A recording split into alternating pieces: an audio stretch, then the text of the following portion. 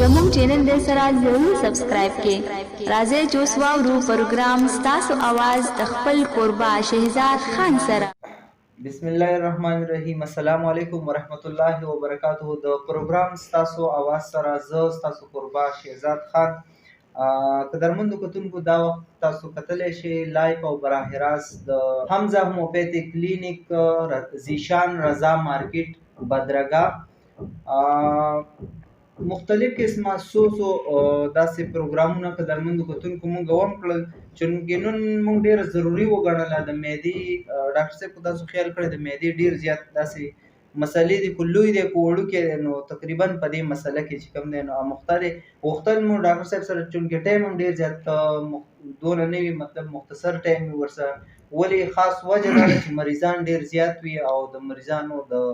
دغه د وجې نه ډاکټر صاحب چې کوم دی ټایم ډېر زیات قیمتي. ډاکټر صاحب ډېر ټایم مو نه اخلو، د ټول ناول خو ورته په نننۍ خپرونه کې هرکلی وایم جي. مهرباني جي، ډېره مهرباني. او ډاکټر صاحب مختصر به راشو او زما ذهن کې یو څو سوالونه دي او کتونکي غواړو چې هغوی ته څه نه څه زده کړه او د هغه وکړي. جی بالکل. د ټولو نه مخکې ډاکټر صاحب دا راته ووایي چې معده چې کوم دی سټمک چې څه ته ویلی شي معده، د دې ډاکټر صاحب څومره بیماریانې دي، څومره مطلب قسمونه دي، او خو په دې باندې مې لږ شان رڼا واچولو ډېر زیاته مهرباني به وي. شکریه ستا دا کومه چې ته عوامو دپاره داسې انفارمیټیو پروګرام ارینج کړي، ځکه چې دا ځینې مسایل داسې دي چې هغه انسان ته یي خو پوهه پني چې دا څه مسایل دي. نو چې داسې ویډیوز راځي او خلک نن سبا خو د نیټ دور دی، نو خلک د هغې نه مستفید کېږي، نو ښه خبره. معده خو د بدن ډېره اهم عضو ده. دا مونږ چې کله ډوډۍ خورو نو د دې نه بعد یو د خوراک نالۍ ته ځي، د نالۍ نه بعد بیا ځي دا معدې ته. دا داسې شکل کې بیضوي شکل وي تقریبا، او د دې نه بیا لاندې چې کوم دغه وتی بیا سمال انټسټاین دی، بیا لارج انټسټاین دی. دا خو د دې او دا هم بس دې ځای کې تقریبا لګېدلی. نو زمونږ د معده کې سفنکټن د اسافیګس نه بعد لګېدلي یو داسې ډکني چې هغه د خوراک دوران کې کولاویږي او بیا بندېږي، لکه چې کله خوراک دې ته دغه شي. انفارچونیټلی زمونږ دا خوراک خو لکه ډېر زیات دی مونږ ته نن سبا، نو دا سفنکټن چې دی نو دا اکثر بس کولاو پاتې لکه نو خوراک زمونږ اینډ کېږي نه که نه، یا مونږ دونه ډوډۍ وخورو چې بیخي لکه د مری پوري تقریبا. نو مونږ له دا پکار دی چې لکه د خوراک هغه کم سے کم مقدار استعمالو د دې دپاره. نو دا د معدې نو دغسې د دې بیا امراض هم سیوا دي، لکه مختلف امراض دي د معدې بیا. ډاکټر صاحب لکه تاسو د امراضو خبره وکړله، که مونږ دا ووایو لکه ډاکټر صاحب یو مطلب قبض شو، یا مطلب دست ایچ پایلوري شو، د معدې تیزابیت شو، سوځېدل چې څه ته زیات خلک وایي سوځي، نو دې حوالې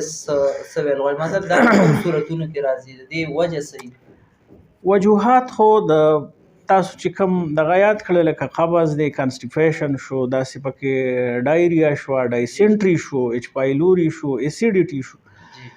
او لوز موشن شو. دا ټول چې دي نو دا د سټمک غټې بیماری مونږ ویلی شو. بیا پکې د سټمک کینسر هم راځي، لکه کینسر، او هغه کینسر د هغې بیا بیل لکه دغه دي د علامات دي په انسان کې. خو د ټولو نه مخکې زه د قبض دغه کوم، د خلک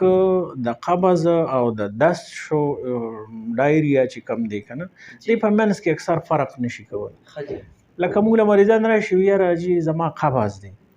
نو قبض د معدې سخوالی ته وایي، خو دې اصل کې دا قبض د لوز موشن ته وایي. دا عوام په دې لږ کنفیوز دی په دې خبره چې قبض چې دی نو دا اصل کې د معدې سخوالی دی. معدې سخوالی په دې شکل کې دی چې اوس لکه ځینې خلک واشروم ته چې دی نو ورځ کې یو پیره ځي، یا ډېر ناست دي، یا په دویم ورځ ځي، یا دا کرانیک مسله اکثر زنانو ته چې هغوی یاره داسې پیشنټس راغلي مونږ ته چې هغه 4 ورځې 15 ورځې هغوی باتروم نه اټینډ کوي که نه د هغوی سره دې ته بیا هیډیک راځي او بیا د دې نه فایلز بیماري بواسیر چې کوم دي هغه ترې ولاړي نو دا سخوالی کانسټیپیشن دی او د دې مین وجه دا ده چې دا د خوراک بې قاعدګي دی که ده نو د خوراک باقاعدګي په دې کې پکار ده چې سته متوازن خوراک کې نو ستا به کانسټیپیشن اوبه په کافي مقدار کې څکي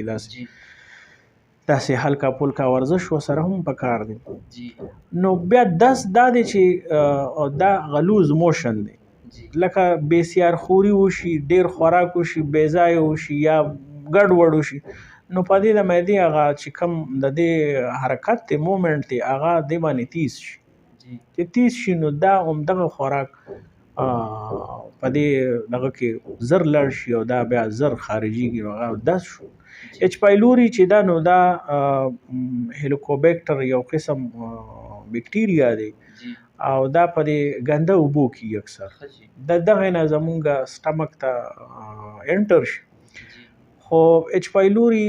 بیا یو څو خاص علامات لري او هغه زه ناظرینو ته وایم او تا ته وایم چې په دې خبره ځان پوه کړئ چې 3 د دې غټ علامات دي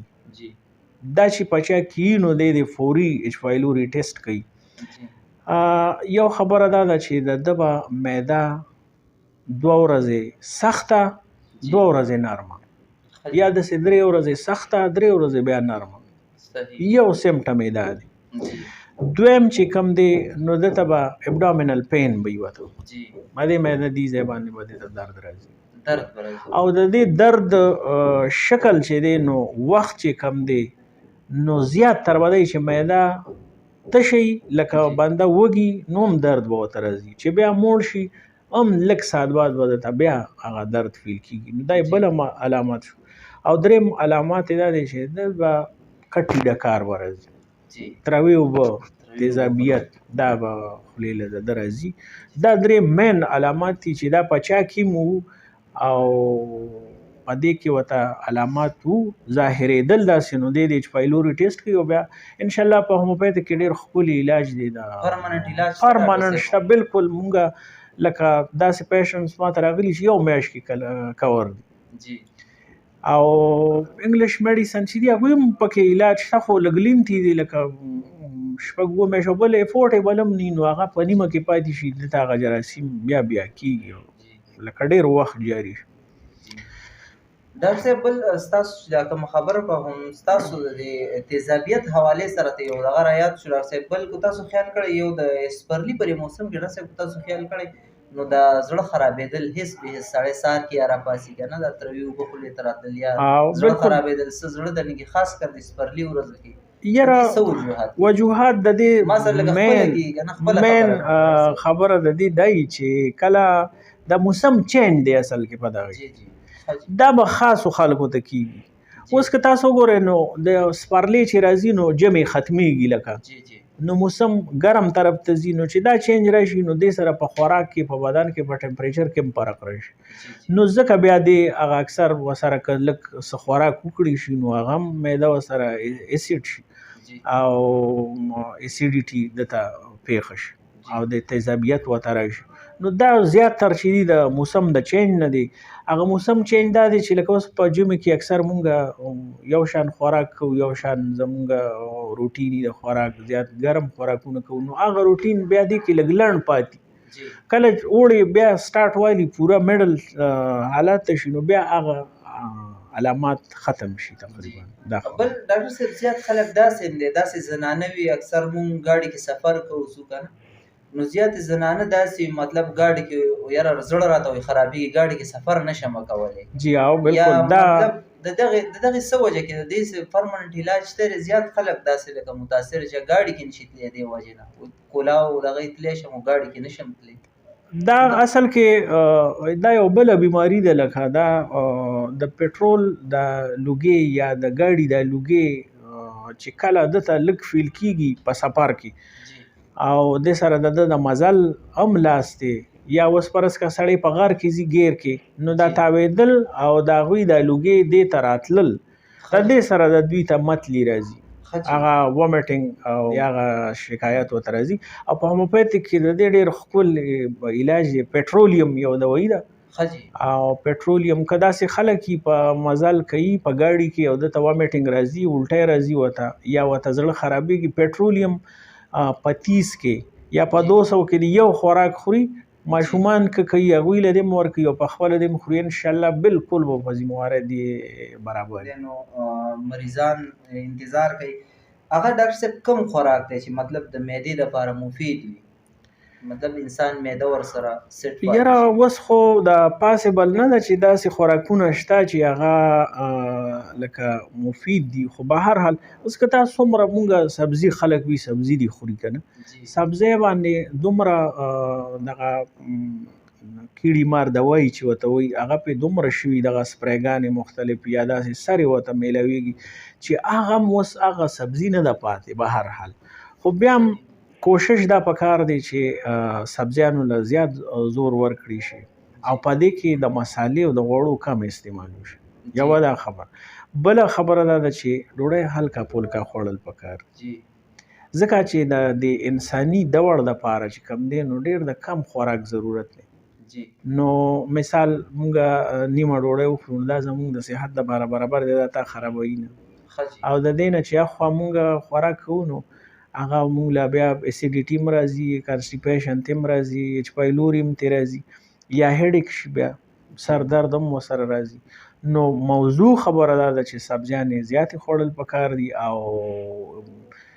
دا کم د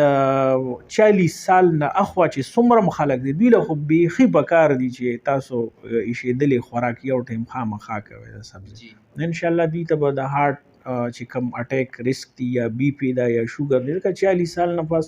بیا بدن کې ډیکلاین راځي او خورا مختلف بیماری راځي بدن ته. نو کو مونږه پرس کا د دې سره واک یا د خوراک لږ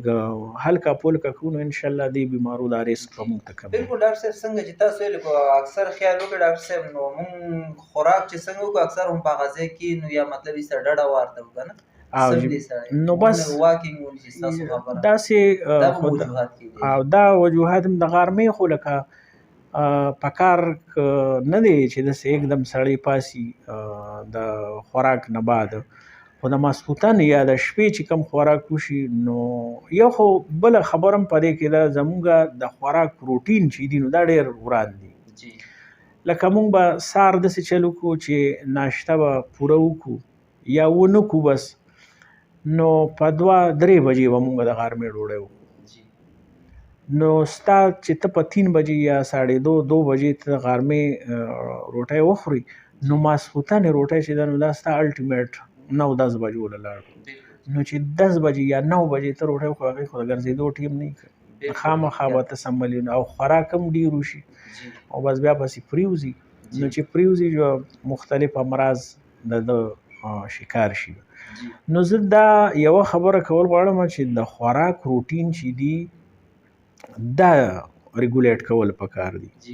که پرس کا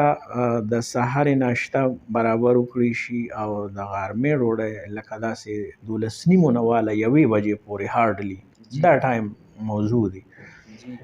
12:30-1 بجه په جمعې کې که نه داسې په اوړي کې خو تا په 11 بجې یا 12 بجې ډوډۍ وخوړه دا هم صحیح نو بیا به ستا ماښام تم ټیم ډیري او دا دینی خبره هم ده لکه چې د ماښامې ډوډۍ وختي خوړل پکار دي کم سے کم چې ستا سره د ګرځېدو 1.5 غنټه 2 غنټې ټیم وي د وده کېدو نه مخکې جومات ته پکې سړی لاړ شي مونځ وکړي وګرځي راشي نو بیا چې سملاسته پورې کافي کم سے کم غنټه 1.5 2 غنټې ټیم دا موضوع طریقه ده د خوراک. بل ډاکټر صاحب یو اهم سوال ته اخره کې راځو او غواړو چې دا پروګرام هم په دې اخري سوال باندې راټول کړو. ډاکټر صاحب هغه مطلب د معدې کم مطلب مونږ چې مطلب دا څومره امراض چې دي مونږ مطلب کم داسې دغه وکړو چې په دې باندې قابو ومومو. ها او دې کې خو ما دا خبره اوس ډسکس هم کړی وه خو پکې دا خبره شوه که نه چې کله ته د خوراک د ډوډۍ خوړلو دا ټایمونه برابر کې او دا وپېژنې لکه سهار ناشته کم ټیم پکار ده، د غرمې ډوډۍ کم وخت پکار ده، یا د شپې ډوډۍ ماښام ډوډۍ چې کم ده، که فرض کړه د دې دا ټایم ریګولیټ شي نو انشاءالله چې زیات امراضو نه به د معدې خلک بچ شي. دا یوه خبره شو. دویمه خبره دا ده چې سهار په ناهاره تازه اوبه څښل چې دي نو دا هم د معدې دپاره ډېر ضروري دي. داسې بیا د ډوډۍ نه مخکې اوبه څښل چې دي نو دا هم ضروري دي. پکار دا ده چې یو ګیلاس نیم اوبه د روټۍ خوړو نه مخکې وڅښي شي، ډېرې فایدې ورکوي. او بله خبره دا ده چې هلکه پولکه واک سهار په ناره ماښام یې په مړه باندې چې دی نو خوراک. اوس که فرض کړه ته 10 بجې ته د ماښام ډوډۍ وخورې نو بیا خو ته واک ته نه جوړېږي که نه، نو الټیمیټ به ته سمولې نو به تا بوج راځي. نو دغه ټیم برابرول پکار دي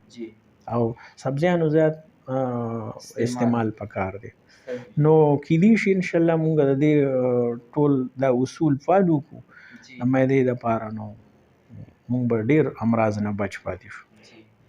بل ډاکټر صاحب زما چونکې تېره ورځ د یو ملګري سره هم دغه شو، هغوی ته ما ویل چې یار تاسو هوموپیتیک طرف ته راشئ، د هغه دغه شان د معدې آی تھنک دا اسیډیټي او دا هم ورته کېږي او دا ایچ پایلوري.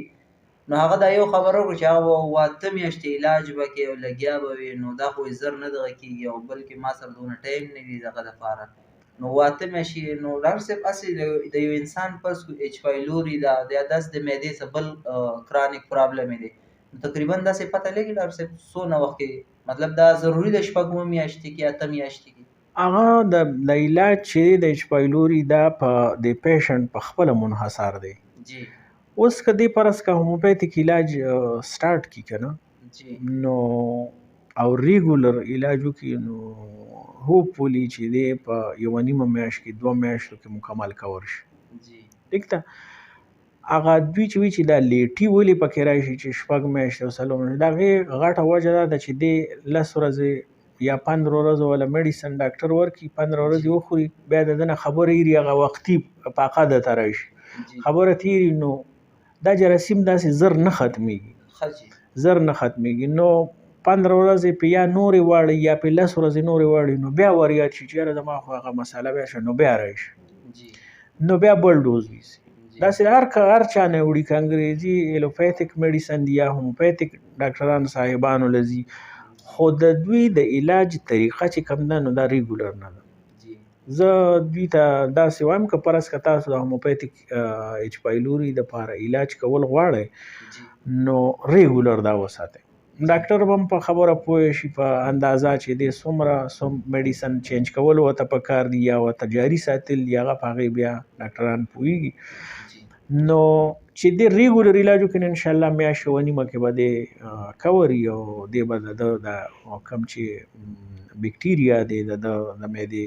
دا به ختم شي انشاءالله. ډیر زیاته مننه، ډیر زیاته شکریا ډاکټر صاحب د وخت راکولو. یقینا ستاسو وخت ډیر زیات قیمتي و. جی قدرمندو کتونکو تاسو دغه خپرونه زموږ واورېدله، یقینا ډیر زیات معلومات به هم تاسو اخذ کړي وي. په دغه هڅه باندې موږ دا خپرونه ریکارډ کړله. قدرمندو زموږ صرف او صرف مقصد دغه دی چې تاسو ته یو فیور او صحیح کوم چې په صحیح معنو کې هوموپیتیک علاج دی هغه تاسو ته چې کوم دی در ورسوو. د ډاکټر صاحب دغه خبرې ماشاءالله پوینټ ټو پوینټ مقصد صرف او صرف دغه چې د خلکو ته آګاهي لاړه شي. زموږ مقصد هیڅ کله هم دا نه دی چې کنه یا موږ په ایلوپیتیک باندې یا موږ په چا باندې چې کوم دی نو دغه لګو چې یار تاسو ایلوپیتیک لمزئ. بالکل زه ایلوپیتیک ته هم لاړ شئ، هر ځای کې هم خپل علاج وکړئ چې تاسو چرته هم ځئ، خو مطلب الته مطلب ستا په سر باندې درد رالی څه تکلیف درته رالی وختي ته ورلاړ چې خپل دغه هلته کې وکړه علاج،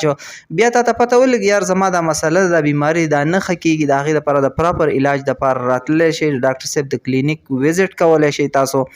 او انشاءالله د دې نه علاوه مطلب ستاسو څه قسمه مرضونه وي، یوازې د معدې نه مطلب د زنانو نارینهو پټ ښکاره څومره علاجونه وي انشاءالله ډاکټر صاحب ډېر په تسلي بخش علاج تاسو لکه انشاءالله د الله په فضل سره د دې ځای نه به ډېر مطمئن ځئ. د ډاکټر صاحب چونکې ما ته پته ده ډېر په اخلاص سره چې کوم دی د خپل مریضانو هغه چیک اپ کوي او هغوی ته چې کوم د میډیسن سلیکشن دی هغه هم ورسره. او بله ډېر زیاته د حیرانتیا خبره دا ده، زه بار بار چونکې ویم ما ته ځان هم په دې خبره بد ښکاري، خو زه ویم دویم یو قسم له فخر هم پې پکار دی د ډاکټر صاحب مطلب چې کوم د فیشن سره کوم مطلب هغوی کوآپریشن دی کوم مطلب د هغوی د پیسو هغه بیخي د نش برابر دی مطلب لکه 300 نواله تقریبا دغه 200-300 نواله تقریبا د 500 روپو پورې د ډاکټر صاحب د یو مریض مطلب د 20 ورځو پورې د میاشت پورې دغه شان راځي نو دا هیڅ هم نه دي بهر چې کوم دی نو مطلب دغه صرف د ډاکټر صاحب پیسې د بهر چې کوم پیسونه دي په هغې باندې د ډاکټر صاحب چې کوم دی نو صرف مطلب دلته به ستا پوره علاج کیږي مزید معلوماتو دپاره تاسو چې کوم دی ډاکټر صاحب په فون نمبر او په دغې باندې واتس اپ هم دی ډاکټر صاحب سره پې هم رابطه کولی شئ د دغې نه علاوه چې کوم دی یو ځل درته بیا دغه نښه پته ویم حمزه هوموپیتیک کلینیک زیشان رضا مارکیټ بدرګه ملاکنډ د دې نه علاوه چې کوم دی تاسو ته بار بار هم دغه کو بیا هم چاته نه معلومیږي د ډاکټر صاحب د کلینیک نمبر او د ډاکټر صاحب خپل پرسنل نمبر دا تاسو پر سکرین باندې ښکاري ډاکټر صاحب سره په خپل باندې پرسنل رابطه کولی شئ ورکئ خپل ورور شهزاد خان له ډاکټر صاحب سره اجازت چرته چې هم اوسئ ښاد آباد خوشحاله اوسئ تل بریالي اوسئ د هغه لوی लाइक करें हमारे चैनल को सब्सक्राइब कर बेल आइकन जरूर प्रेस करें हमारी लेटेस्ट वीडियो सबसे पहले देखने के लिए।